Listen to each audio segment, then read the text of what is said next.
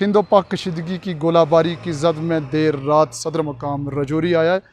वहीं देर रात ADDC राजकुमार थापा जो है वो मुल्क के लिए शहीद हुए।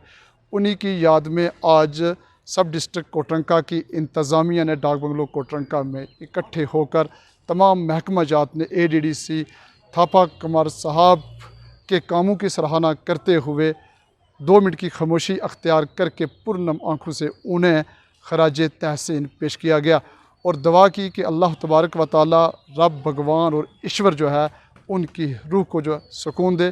और उन्होंने इंतज़ामिया ने उनके अहल खाना के साथ हमदर्दी का इजहार करते हुए कहा कि इस मुश्किल घड़ी में हम सब लोग उनके साथ खड़े हैं। इस मुश्किल वक्त में जो हो गया उसको हम पलट नहीं सकते हैं, लेकिन एक ही चीज़ है हमारे कि हम उनको याद कर सकते हैं और हमारी दुआओं में हम उनके लिए दुआ मांग सकते हैं।